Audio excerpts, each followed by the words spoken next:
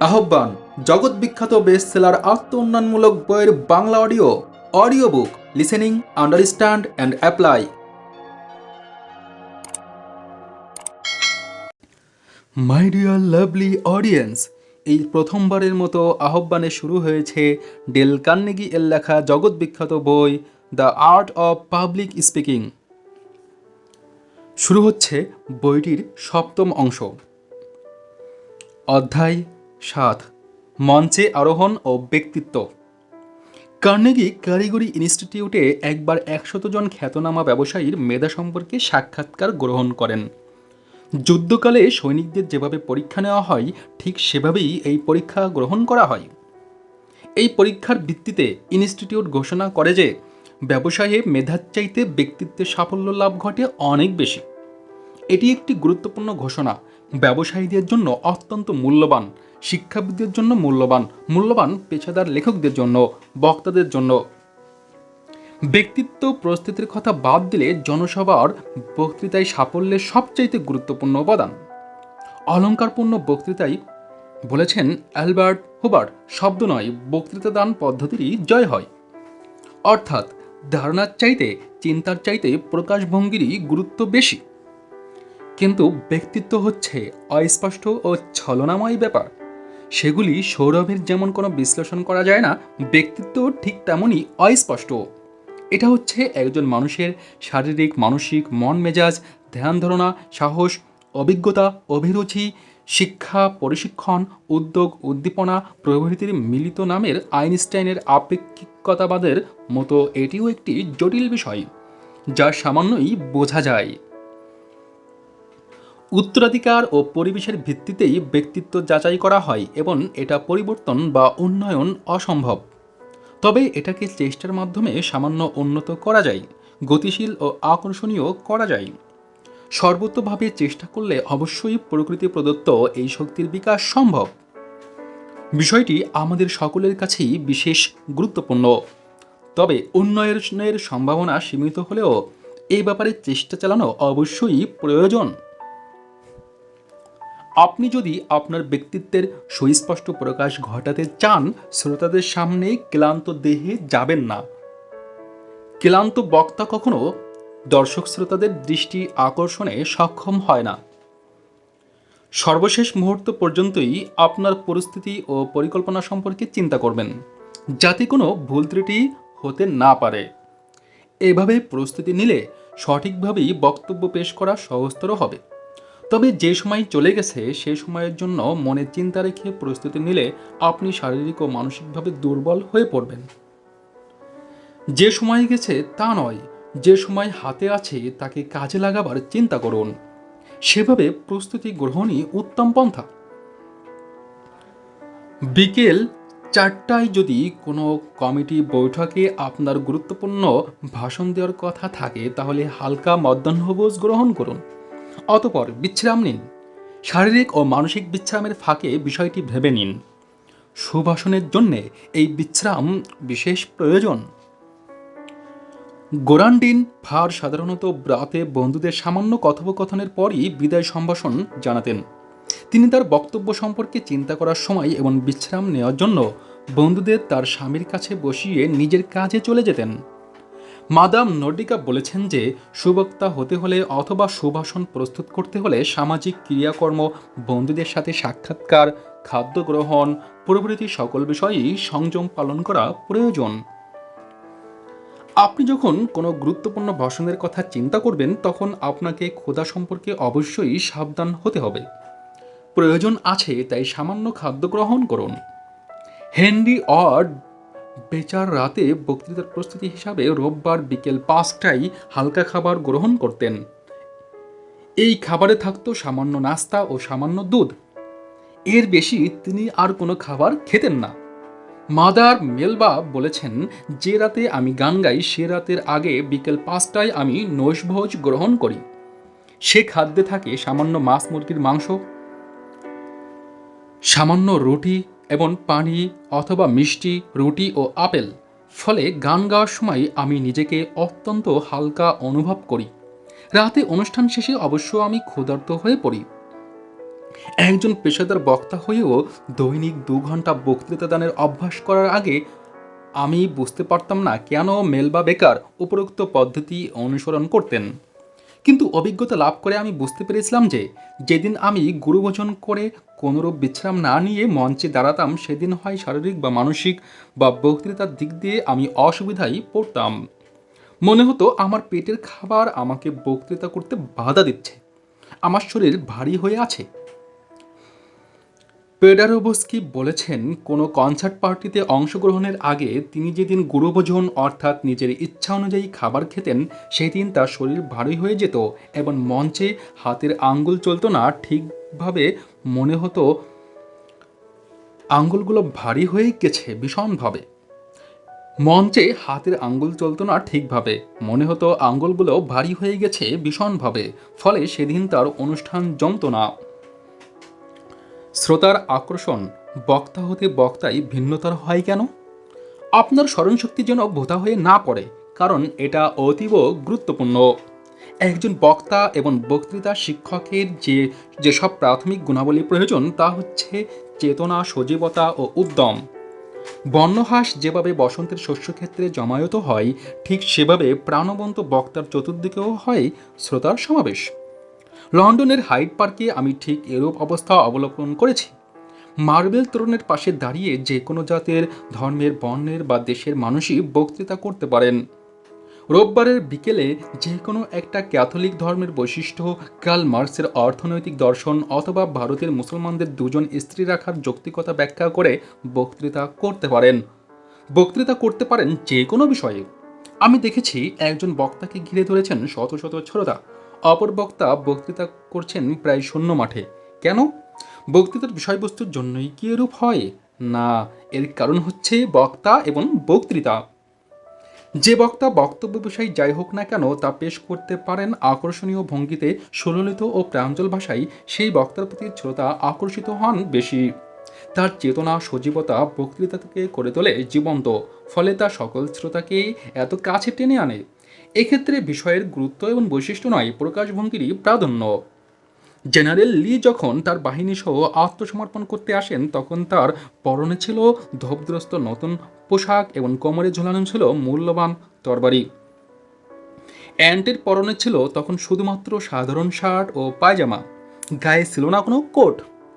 আমার পোশাক ছিল না অনুষ্ঠানের উপযোগী। তিনি লিখেছেন তার জীবন স্মৃতিতে, অনুষ্ঠান উপযোগী পোশাক পরিহিত মানুষটির সামনে আমি মনে মনে হয়ে পড়েছিলাম অপ্রস্তুত। এই ধরনের ঐতিহাসিক ঘটনার জন্যে যে পোশাক দরকার, সেদিন গ্রান্টের পোশাক সে ধরনের ছিল না। এটাই গ্রান্টের জীবনের একটি দুঃখজনক মুহূর্ত। ওয়াশিংটনের কৃষি বিভাগ তার পরীক্ষামূলক খামারে হাজার হাজার মৌমাছি পালন করে। প্রতিটি মৌচাক প্রতিটি মৌচাক ব্রাড আয়না দিয়ে ঢাকা। যে কোনো সময় বোতাম টিপে আলো জ্বালিয়ে মৌচাকের মৌমাছি দেখা চলে, লক্ষ্য করা চলে ওদের গতিবিধি। একজন বক্তাও ঠিক মৌচাকের মতো, সকল শ্রোতার দৃষ্টি তার উপর পতিত, সকল শ্রোতাই তাকে দেখছে। বক্তার চেহারায় সামান্য অসন্তোষ বা দুঃখের চিহ্ন দেখা গেলে তা শ্রোতারা অতি সহজেই দেখতে পান, বুঝতে পারেন। বক্তৃতা করার আগেই আমরা অভিনন্দিত বা নিন্দিত হই। বেশ কয়েক বছর আগে আমি আমেরিকার একটি ম্যাগাজিনের জন্য নিউ ইয়র্কের জনৈক ব্যাংকারের জীবনী সম্পর্কে একটি নিবন্ধ লিখেছিলাম। এই নিবন্ধের মাল মশলা সংগ্রহকালে আমি তার জনৈক বন্ধুর কাছ থেকে তার সাফল্যের কারণ জানতে চেয়েছিলাম। তিনি উত্তর দিয়েছিলেন হাসি। তার হাসি মানুষের হৃদয় জয় করে নিত বলে তিনি সফল হয়েছিলেন। প্রথমে আমি এটি বিশ্বাস করতে পারিনি, কিন্তু পর্যালোচনা করে দেখলাম অভিজ্ঞতার সাথে এই গুণটি যোগ হওয়ায় তিনি সফল হয়েছিলেন। অনন্য অভিজ্ঞ ব্যক্তির এই গুণটি না থাকায় তার সাথে প্রতিদ্বন্দ্বিতা করতে পারেননি। হাসি দিয়ে অভ্যর্থনা জানালে যে কোনো লোক খুশি হয়। যে ব্যক্তি হেসে অভ্যর্থনা জানাতে পারে সে অন্যদের সমর্থন পায়। এই সমর্থনই সাফল্যের চাবিকাঠি। যে ব্যক্তি হাসতে পারে না, একটা চীনা প্রবাদ আছে, তার ব্যবসা করা সাজে না। মঞ্চে দাঁড়িয়ে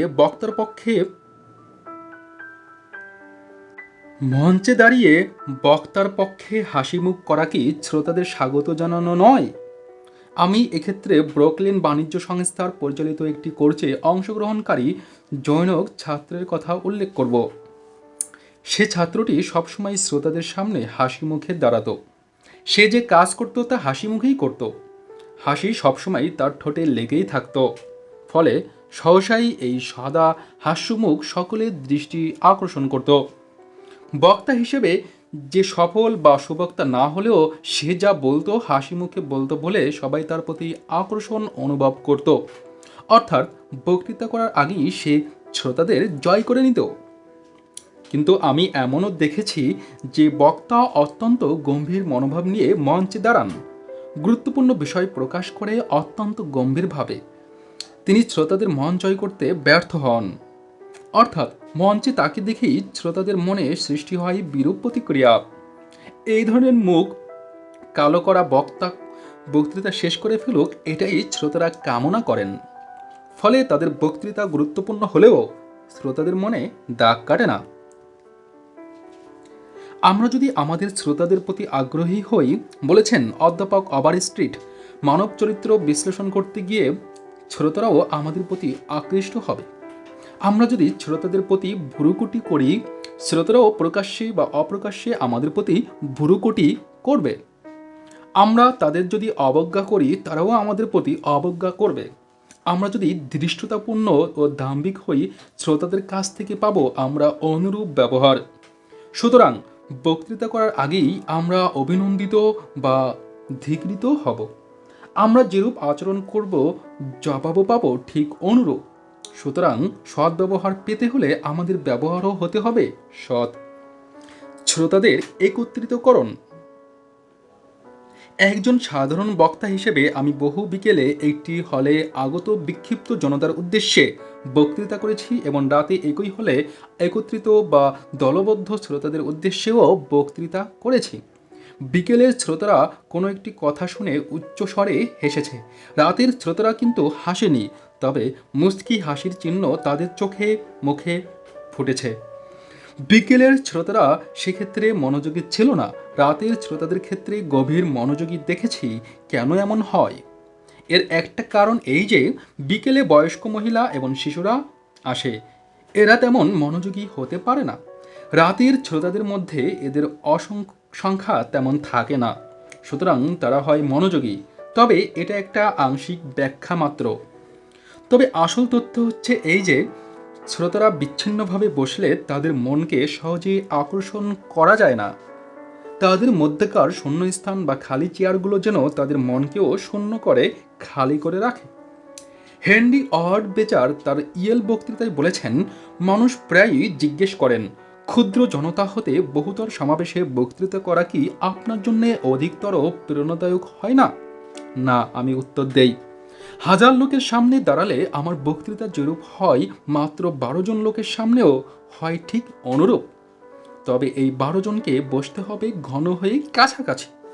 কিন্তু 1000 জনও যদি বিস্তৃত খোলা মাঠে বিক্ষিপ্ত হয়ে দূরে দূরে বসে, তাহলে আমার বক্তব্য জমে না। জনতাকে একত্রিত করুন, নিকটতর করুন, তাহলেই বক্তব্য সুস্পষ্ট হবে। যে কোনো বড় সমাবেশে উপস্থিত সকল ব্যক্তি নিজস্ব সত্তা হারায়। বক্তৃতা শোনার সময় সে হয়ে পড়ে শ্রোতাদের একজন মাত্র। শ্রোতাদের হাসিতে সে যোগ দেয়, কিন্তু নিজে কোনো বিষয়ে হাসে না। এই ধরনের সমাবেশে সকলকে একসাথে উদ্বুদ্ধ করা সহজ, ব্যক্তিবিশেষকে নয়। যুদ্ধযাত্রীরা যে কোনো ত্যাগ শিকারে যে কোনো রূপ সংকটজনক ঘটনা ঘটাতে প্রস্তুত থাকে, কেননা তারা যাত্রা করে একজন হয়ে। বিগত যুদ্ধকালে জার্মান সৈনিকেরা যুদ্ধ করেছিল বাহুতে বাহু মিলিয়ে, এবং এটাই তাদের অগ্রগতির কারণ। জনতা জনতা জনতা, এটা অত্যন্ত গুরুত্বপূর্ণ। যত আন্দোলনের জয় হয়েছে সংস্কার, তা হয়েছে জনতার অংশগ্রহণে। এ সম্পর্কে ডিন মার্টিনের লেখা জনতার আচরণ বইটি খুবই সুপাঠ্য। আমরা যদি ক্ষুদ্র সংখ্যক জনতার উদ্দেশ্যে বক্তৃতা করতে চাই, তাহলে আমাদের সমবেত হওয়া উচিত একটি অতি ক্ষুদ্র স্থানে। বিরাট হলে বিচ্ছিন্নভাবে বসার চাইতে ছোট জায়গায় দলবদ্ধভাবে বসা অনেক ভালো। আপনার শ্রোতারা যদি বিচ্ছিন্নভাবে বসেন তাহলে তাদের আপনার সামনে এসে বসতে অনুরোধ করুন। বক্তৃতা শুরু করার আগে এটার উপর জোর দিন। শ্রোতার সংখ্যা যথেষ্ট না হওয়া পর্যন্ত অপেক্ষা করুন। কম সংখ্যক শ্রোতা নিয়ে বক্তৃতা মঞ্চে দাঁড়াবেন না। স্বল্প শ্রোতার বিক্ষিপ্ত উপস্থিতিতে ভালো বক্তা ও সুবাসন প্রকাশ করতে পারেন না। তবে শ্রোতার সংখ্যা স্বল্প হলে তাদের কাছে এসে পাশাপাশি বসতে বলুন। শ্রোতাদের সাথে মিশে তাদেরকে পরস্পরের কাছে এনে বসাবার ব্যবস্থা করুন। অতঃপর মঞ্চে দাঁড়িয়ে বক্তৃতা করুন। বক্তৃতা স্বচ্ছন্দ হবে। মেজর পশু জানালা ভাঙতেন। মুক্ত বায়ু প্রয়োজন। বক্তৃতা স্থানে অর্থাৎ জনসমাবেশে অম্লজান অত্যন্ত প্রয়োজন। এটা প্রয়োজন মানুষের অবাধ শ্বাস নিঃশ্বাসের জন্যে, জীবনের স্পন্দন অব্যাহত রাখার জন্যে। বায়ু দূষিত হলে একটি হলে দর্শক বেশিক্ষণ থাকতে পারে না। আলোচনা বা সঙ্গীত অনুষ্ঠান যত আকর্ষণীয় হোক না কেন, শ্রোতারা চলে যান। সুতরাং যে কোনো সভার একাধিক সংখ্যক বক্তৃতার সাথে আমি উপস্থিত থাকলে বক্তৃতা শুরু করার আগে আমি জানালা খুলে ফেলার ব্যবস্থা করি এবং এই জানালা খোলাকালে আমি শ্রোতাদের প্রতি নির্মল বায়ু সেবন করে মুহূর্তকাল বিশ্রাম নেওয়ার আবেদন জানিয়ে থাকি। মেজর জেমস বি পশু প্রায় 14 বছর ধরে হেনরি ওয়ার্ড বেচারের ম্যানেজার হিসেবে যুক্তরাষ্ট্র ও কানাডায় ঘুরেছেন। বেচারা তখন এসব স্থানে বক্তৃতা করে বেড়াচ্ছিলেন। শ্রোতাদের উপস্থিতির আগেই মেজর পশু বক্তৃতার জন্য নির্দিষ্ট হলে বা গির্জা অথবা থিয়েটার প্রদর্শন করে আসতেন। তিনি পরীক্ষা করতেন সেখানকার বসার ব্যবস্থা, আলোর ব্যবস্থা। পরীক্ষা করতেন তাপ ও আলো বাতাস চলাচলের ব্যবস্থা। একজন পুরাতন সামরিক অফিসার হিসেবে তিনি ক্ষমতা প্রয়োগ করতে ভালোবাসতেন। কোনো স্থানের তাপ তার পছন্দ না হলে বায়ু চলাচলের সুব্যবস্থা না দেখলে জানালা খুলে দেওয়ার চেষ্টা করতেন। জানালা খুলতে না পারলে তা ভেঙে দিতেন। তিনি বিশ্বাস করতেন যে অম্লজান বা অক্সিজেন হচ্ছে স্রষ্টার দান, সুতরাং এটাকে নাগালের বাইরে রাখা অন্যায়। আপনার চেহারা আলোকিত হোক। আপনি যদি কোনো ভৌতিক কাণ্ড দেখাতে বা সৃষ্টি করতে চান তাহলে সমস্ত কক্ষটিকে আলোকে উদ্ভাসিত করে ফেলুন। যথাসম্ভব সকল বাতি জ্বালিয়ে দিয়ে আলোর বন্যা বইয়ে দিন। অর্ধলিখিত কক্ষে শ্রোতারা বক্তার প্রতি তেমন আকর্ষণ অনুভব করে না, কিন্তু আলোকোজ্জ্বল কক্ষে বক্তাদের মন এগিয়ে যায় বক্তার প্রতি। সুতরাং কক্ষটিকে থার্মোফ্লাক্সের ভিতরের অর্ধ অন্ধকারের মতো না রেখে আলোকিত করুন। মন সম্পর্কে ডেভিড বেলাসে লিখিত নিবন্ধ পড়ুন। আপনি বুঝতে পারবেন যে সাধারণ বক্তারা এই আলোকমালার প্রভাব সম্পর্কে বা কক্ষ আলোকে উদ্ভাসিতকরণের গুরুত্ব সম্পর্কে ওয়াকিবহাল নন। আপনার মুখে আলো পড়তে দিন, কেননা শ্রোতারা আপনাকে দেখতে চায়। এই আলো পতনে আপনার চেহারায় পরিবর্তন আসবে, সাথে সাথে শ্রোতাদের দৃষ্টি নিবদ্ধ হবে আপনার মুখে। ফলে আপনি প্রস্তুত হতে পারবেন বক্তব্য পেশে। সময় সময় এই আলো আপনার বক্তব্যকে আরও পরিষ্কারভাবে পেশ করতে সাহায্য করবে। আপনি যদি সরাসরি বাতির নিচে দাঁড়ান আপনার মুখে ছায়া পড়তে পারে, কিন্তু কোনো বাতিকে সামনে করে দাঁড়ালে এই ছায়া পড়বে না। সুতরাং বক্তৃতা শুরু করার আগেই স্থান ঠিক করে দাঁড়ান। আলো আধারী পরিবেশ অবশ্য আপনার বক্তব্য প্রকাশের সহায়ক হবে। মঞ্চে কোনো অতিথি নয়। একদা লন্ডনে আয়োজিত কানাডার প্রধানমন্ত্রীর এক বক্তৃতা সভায় আমার উপস্থিত থাকার সুযোগ হয়েছিল। সবাই দারোয়ান বা দৌবারিককে একটি বৃহৎ দণ্ড হাতে এই জানালা হতে সে জানালায় দৌড়াদৌড়ি করতে দেখলাম তাকে কক্ষটিতে বায়ু সঞ্চালনের চেষ্টায় ব্যতিব্যস্ত। অতঃপর কি হলো? দেখলাম শ্রোতাদের দৃষ্টি বক্তার প্রতি নয়, দৌবারিকের প্রতি নিবদ্ধ। তারা যেন মনে করেছেন বক্তা নয়, দৌবারিকই একটা আশ্চর্য কিছু করেছে। বক্তৃতা সভায় যখন শ্রোতারা মনোনিবেশ সহকারে কিছু শুনতে থাকে তখন সেখানে হঠাৎ ঘূর্ণীয়মান কিছু হলে তারই প্রতি শ্রোতা ও দর্শকদের দৃষ্টি ফিরে যায়। কোনো দর্শক বা শ্রোতাই আর তার দৃষ্টিকে মঞ্চের দিকে নিবদ্ধ রাখতে পারে না। বক্তা যদি এই সত্যটা স্মরণ রাখেন তাহলে তার পক্ষে এই ধরনের পরিস্থিতি পরিহার করে চলা সম্ভব। তাহলে বক্তাকে কি করতে হবে? প্রথমত, পরিহিত বস্ত্র, অঙ্গভঙ্গি, হস্তপদাদি সঞ্চালনের প্রতি যেন দর্শক শ্রোতাদের লক্ষ্য থাকে তার দিকে নজর দিতে হবে। নিউ ইয়র্কের এক বক্তৃতা সভায় আমি একা দেখেছি একজন খ্যাতনামা বক্তা তার একখানা হাত বেঁধে এসেছিলেন। বক্তৃতাকালে আমি লক্ষ্য করেছি সকল শ্রোতার দৃষ্টি ওই হাতের প্রতি স্থির নিবন্ধ। দ্বিতীয়ত, বক্তা শ্রোতাদের বসার আসনের প্রতি লক্ষ্য রাখবেন। শ্রোতাদের এমনভাবে বসার ব্যবস্থা করবেন যাতে দেরিতে যারা আসে তাদের প্রবেশের কারণে শ্রোতাদের দৃষ্টি সেদিকে বিক্ষিপ্ত না হয়। তৃতীয়ত, মঞ্চে অতিথি রাখবেন না। কয়েক বছর আগে রেমন্ড রবিন ব্রুকলিনে বক্তৃতামালায় অংশ নেন। একদিন অনন্য কয়েকজন সহ আমাকে মঞ্চে বসতে আমন্ত্রণ জানানো হয়। আমি তখন মঞ্চে বসতে অস্বীকৃতি জানিয়ে বলি যে এটা বক্তার প্রতি সুবিচার হবে না। প্রথমত, রাতে আমি লক্ষ্য করি তালিকাভুক্ত অতিথিরা একবার মঞ্চে যান, একবার বের হয়ে আসেন। তাদের এই ওঠানামার ফলে শ্রোতাদের দৃষ্টি গিয়ে পড়ে বক্তা নয়, অতিথিদের গতিবিধির প্রতি। পরদিন আমি এর প্রতি মিস্টার রবিনের দৃষ্টি আকর্ষণ করি। সে রাতে তিনি একাই মঞ্চে বসেন এবং তার বক্তৃতা হয় স্বচ্ছ ও অবাধ। ডেভিড বেলাস্কো মঞ্চে কোনোরূপ লাল ফুল রাখতে দিতেন না, কেননা লাল জিনিস সহজে অন্যের দৃষ্টি আকর্ষণ করে। একজন চঞ্চল মানুষকে শ্রোতাদের মুখোমুখি হয়ে মঞ্চে বসতে দিলে কি হয়? শ্রোতাদের দৃষ্টি বক্তা হতে সরে গিয়ে তার উপর পড়ে। সুতরাং মঞ্চে বক্তা ছাড়া অন্য কোনো অতিথিকে বসতে দেওয়া উচিত নয়। ভারসাম্য। বক্তৃতা শুরু করার আগে শ্রোতাদের মুখোমুখি হয়ে বসা কি বক্তার জন্য ভালো নয়? বক্তৃতা শুরু করার আগে শ্রোতাদের মুখোমুখি হয়ে বসা কি বক্তার জন্য ভালো নয়? আগে মঞ্চে না গিয়ে বক্তৃতা শুরু করার মুহূর্তেই মঞ্চে যাওয়া কি বক্তার জন্য ভালো নয়? কিন্তু যদি আগে গিয়ে মঞ্চে বসতে হয় তাহলে বসা সম্পর্কে সতর্ক হতে হবে। ওখান হতে দেখা যাবে শ্রোতারা হলে আসছেন, চেয়ার খুঁজছেন, চেয়ার বহু খালি থাকলেও একটা ভালো জায়গা খুঁজছেন, বসছেন, কেহ বা উঠে যাচ্ছেন। এক জায়গায় বসে মনে হলো আরাম পাচ্ছেন না, তাই অন্যত্র সরে যাচ্ছেন, গিয়ে বসেছেন আর একটা চেয়ারে আরাম করে। আরামের জায়গা ছেড়ে যাচ্ছেন আরও আরামের সন্ধানে। এসব লক্ষ্য করলে বক্তার মন বিক্ষিপ্ত হয়ে পড়ে। সুতরাং বসতে হলে এমনভাবে বসবেন যাতে শ্রোতাদের এসব কাণ্ড লক্ষ্য করতে না হয় সরাসরি। আগে আমরা বলেছি আকর্ষণীয় পোশাক অথবা অলংকার পরে মঞ্চে যাবেন না, কেননা এই পোশাক অথবা অলংকার শ্রোতার দৃষ্টি আকর্ষণ করবে।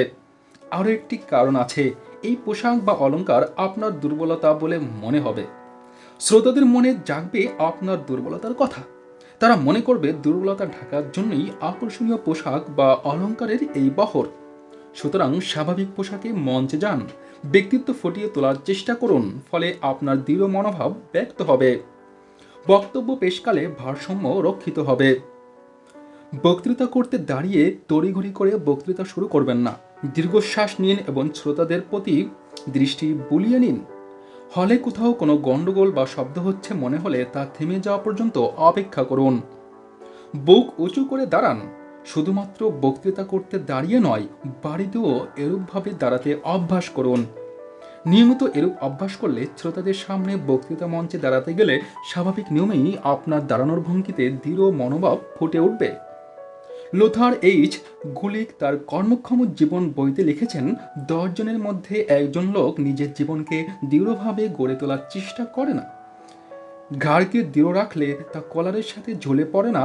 তিনি দৈনিক অভ্যাসের জন্য যে সুপারিশ করেছেন তা হচ্ছে আস্তে আস্তে শ্বাস নিন, অতঃপর ঘাড়কে এমন দৃঢ় করুন যাতে এটা কলার হতে আগা থাকে। ঘাড় শক্ত করুন। এরূপ করলে কোনোভাবে কোনো ক্ষতি হয় না। ঘাড়কে এভাবে শক্ত করলে বুকও শক্ত হয়, দৃঢ় হয়। এবং আপনার হাত দিয়ে কি করবেন এগুলোর কথা ভুলে থাকুন। এগুলো যদি আপনার পাশে ঝুলে পড়তে দিন। এগুলোকে কলার কাদির মতো ঝুলে থাকতে দিন। কেহ হাতের প্রতি লক্ষ্য করছে এ কথা কল্পনাও করবেন না। পাশে ঝুলে থাকলেই আরাম পাবেন। ঝুলে থাকলে তার প্রতি কারো তেমন দৃষ্টিও আকর্ষিত হবে না। অতি সমালোচকও এই অবস্থার সমালোচনা করতে পারবেন না। কোনো বক্তৃতার সময় হাতগুলো নীরব থাকছে এবং প্রয়োজন ছাড়া ওঠানামা হচ্ছে না। কিন্তু যদি ঘাবড়িয়ে যান তাহলে আপনি কি করবেন? আপনার হাত দুটিকে পেছনে নিয়ে যান, একটিতে অপরটি দিয়ে মুষ্টিবদ্ধ করুন, অথবা পকেটে রাখুন, অথবা বক্তৃতার টেবিলে রাখুন।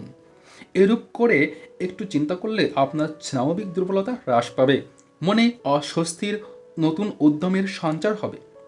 আমি এই যুগের বহু সংখ্যক খ্যাতনামা বক্তার বক্তৃতা শুনেছি।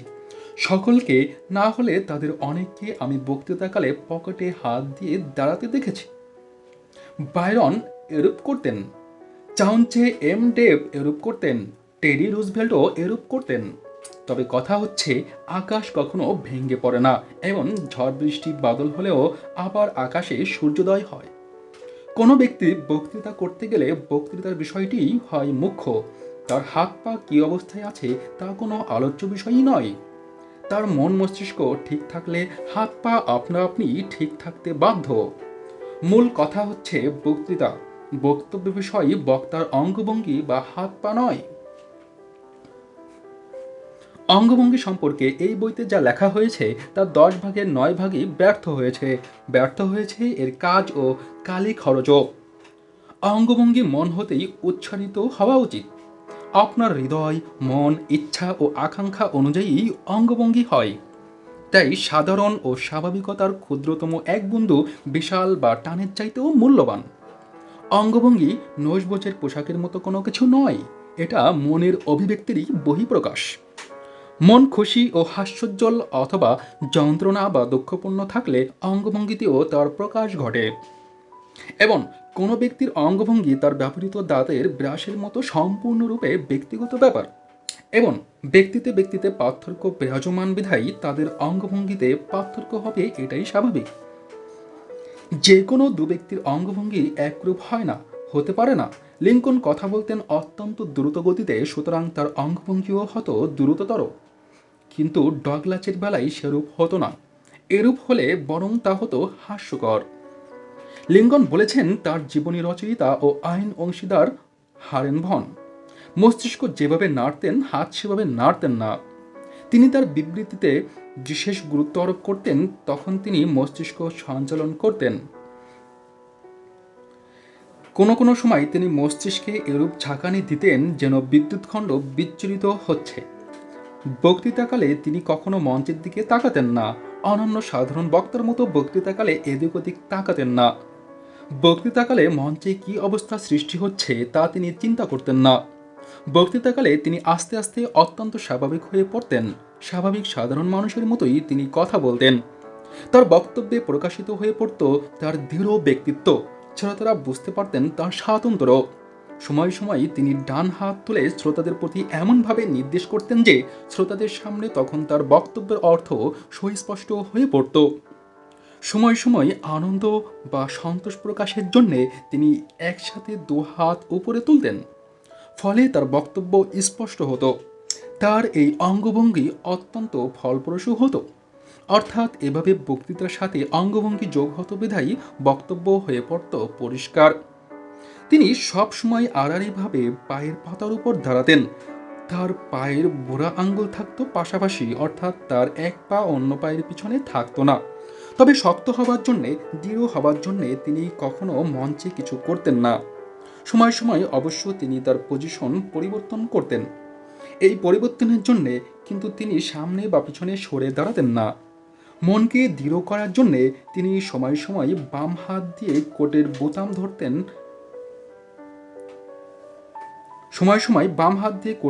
ধরতেন, না, পকেটে হাত দিতেন, ডান হাতে নাড়াচাড়া করতেন। এতে তার বক্তব্য পেশের গতি হতো সাবলীল। শিকাগোর লিঙ্কন পার্কে সেন্ট গর্ডনের তৈরি তার যে মূর্তি রয়েছে তাতে এই অঙ্গভঙ্গি রয়েছে। এটাই ছিল লিঙ্কনের পদ্ধতি। বক্তৃতাকালে থিওডর রুজভেল্ট হয়ে পড়তেন অধিকতর সজাগ, সচেতন, আবেগপূর্ণ, উত্তেজিত ও তেজোদীপ্ত। তার চোখে মুখে ছড়িয়ে পড়ত একটা অদ্ভুত অনুভূতির ঔজ্জ্বল্য।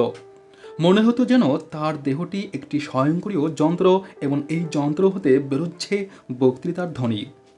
বায়রন সময় সময় হস্ত প্রসারিত করতেন বক্তৃতা করার সময়। গ্লাডস্টোন বক্তৃতা করার সময় কখনো কখনো টেবিলে হাত রাখতেন, টেবিল আঁকড়ে ধরতেন, কখনো বা মঞ্চে পা দিয়ে আঘাত করতেন। লর্ড রোজবেরি বক্তৃতা করার সময় তার ডান বাহু নড়াচড়া করতেন, ফলে তিনি যেন অধিকতর শক্তি পেতেন। বক্তার বক্তৃতায় গতি থাকলে, শক্তি থাকলে, চিন্তায় থাকলে স্বচ্ছতা, অঙ্গভঙ্গিতে আসে স্বাভাবিকতা, সাবলীলতা। স্বাভাবিকতা জীবন স্পন্দন যে কোনো কর্মেরই প্রতিফলন। বার্গ অঙ্গভঙ্গিকরণে ছিলেন সম্পূর্ণ ব্যর্থকাম। পিটির অঙ্গভঙ্গি হয়ে পড়ত সম্পূর্ণ অর্থহীন, যেন তিনি বাতাসে সঙ্গের মতো হাত পা নাড়ছেন। স্যার হেনরি ইরভিং এর একটি পা ছিল খোঁড়া, তাই তার গতিবিধিও হতো খোঁড়া। মঞ্চে লর্ড মেকলেরের অঙ্গভঙ্গি হতো অর্থহীন, গিলেটিনেরও হতো তাই, পার্নেলের হতো অনুরূপ। এর উত্তর হচ্ছে পার্লামেন্টারি বাকপটুতা সম্পর্কে ক্যামব্রিজ বিশ্ববিদ্যালয়ে আয়োজিত এক অনুষ্ঠানে লর্ড কার্জন বলেন, সকল সুবক্তাই বক্তৃতাকালে নিজস্ব কায়দায় অঙ্গভঙ্গি বা অঙ্গ সঞ্চালন করেন এবং এই অঙ্গভঙ্গি বক্তার বক্তব্যকে অর্থবহ করে তোলার সহায়ক হয়। তার চেহারা যাই হোক না কেন, অঙ্গভঙ্গি তার বক্তব্যকে আকর্ষণীয় করে তোলে। বহু বছর আগে আমি ভব করে স্মিথের বক্তৃতা শুনেছিলাম। আমি তার বাকপটুতায় মুগ্ধ হয়েছিলাম। বক্তৃতার সময় তিনি নানারূপ অঙ্গভঙ্গি করেছিলেন। মনে হচ্ছিল তিনি যতবার শ্বাস নিচ্ছেন ততবারই যেন অঙ্গ সঞ্চালন করছেন। এটা একটা আদর্শ পদ্ধতি। আপনি যদি এই নীতির অর্থাৎ অঙ্গ সঞ্চালন নীতি অনুসরণ করতে চান, তাহলে এই নীতির কথা চিন্তা করে দেখতে পারেন। এ সম্পর্কে কোনো ধারা বাঁধা নিয়ম নেই। এটা নির্ভর করে বক্তার মন মেজাজ ও মর্জির উপর। নির্ভর করে বক্তার প্রস্তুতি, আগ্রহ, ব্যক্তিত্ব, বক্তব্য বিষয়, শ্রোতা এবং কী উপলক্ষে বক্তৃতা করা হচ্ছে তার উপর। এখানে সীমিত কিছু সুপারিশ করা হচ্ছে যা সহায়ক হতে পারে, ফলপ্রসূ হতে পারে। একটা অঙ্গভঙ্গির বারবার পুনরাবৃত্তি করবেন না, করলে তা একঘেয়ে হয়ে পড়বে। মঞ্চে পায়চারি করবেন না, অর্থাৎ বক্তৃতাকালে মঞ্চে হেঁটে বেড়াবেন না। দ্রুত তালে অঙ্গ সঞ্চালন করবেন না। কোনো কিছু বোঝবার জন্য যদি আপনি অঙ্গুলি দিয়ে নির্দেশ করেন, বাক্য সমাপ্ত করা পর্যন্ত সেই অঙ্গুলির নির্দেশ স্থির রাখুন। এতে অন্যথা হলে আপনার উদ্দেশ্য ব্যর্থ হবে এবং বক্তারা সাধারণত এই ভুলটা করে থাকে। এটা অত্যন্ত মারাত্মক ভুল। এটা যার উপর আপনি জোর দিতে চান তার উপর হতে অন্যত্র জোরটা সরিয়ে নেয়, গুরুত্বপূর্ণ বিষয়টিকে হালকা এবং হালকা বিষয়টিকে গুরুত্বপূর্ণ করে তোলে।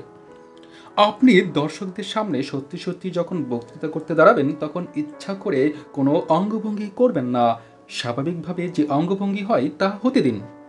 কিন্তু আপনি যখন বক্তৃতা অভ্যাস করবেন, শিখবেন, তখন আপনার বক্তব্যকে জোরদার করার জন্য অঙ্গভঙ্গি বা অঙ্গ সঞ্চালন করুন।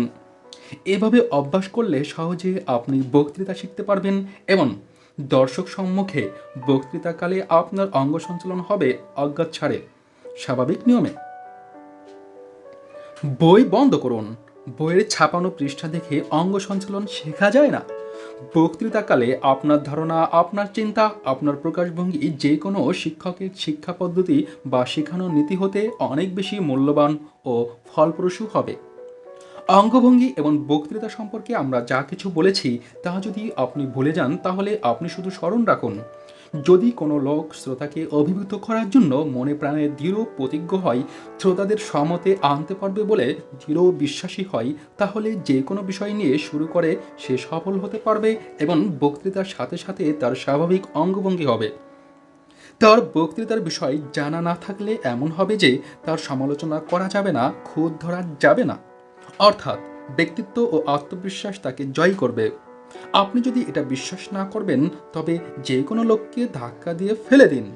আপনি লক্ষ্য করবেন যে লোকটি মঞ্চে উঠে যে কথা বলছেন তা অত্যন্ত তীব্র গতিতে বলছেন এবং তার ভাষা হচ্ছে অত্যন্ত দৃঢ় ও গতিশীল। নির্মে বক্তৃতা সম্পর্কে আমার গড়া 11টি শব্দ উল্লেখ করছি। এর মতো শক্তি আমি আর কোথাও পাইনি। এক ধাক্কায় ছিপি খুলে ব্যারেল পূর্ণ করে নিন, অতঃপর তিরিং বিরিং নাচুন। 1 নম্বর, কার্নেগি কারিগরি ইনস্টিটিউট পরিচালিত জরিপে দেখা গেছে যে ব্যবসায়ে সাফল্যের ক্ষেত্রে জ্ঞানের চাইতে ব্যক্তিত্ব অনেক বড়। বক্তৃতার বেলায় এটি অনুরূপভাবে সত্য। ব্যক্তিত্ব এমন একটি জিনিস যার উৎকর্ষ সাধনের জন্য কোনরূপ সুপারিশ করা বা উপদেশ দেওয়া সম্ভব নয়। এই পরিচ্ছেদে প্রদত্ত কিছু সুপারিশ বক্তার বক্তৃতা শেখায় সহায়ক হবে। 2 নম্বর, আপনি যখন ক্লান্ত তখন বক্তৃতা শুরু করবেন না। বিশ্রাম নিন, শক্তি সঞ্চয় করুন, অতঃপর বক্তৃতা করুন। 3 নম্বর, বক্তৃতা করার আগে হালকা খাবার গ্রহণ করুন। 4 নম্বর, জীবনী শক্তি ভোঁতা করে দেয় এমন কিছু করবেন না। শরতের শস্যক্ষেত্রে বন্যহাঁস যেভাবে নেমে আসে জীবনী শক্তি সম্পন্ন বক্তার পাশেও ঠিক সেভাবে শ্রোতার ভিড় জমে। 5 নম্বর, পরিচ্ছন্ন আকর্ষণীয় পোশাক পরুন।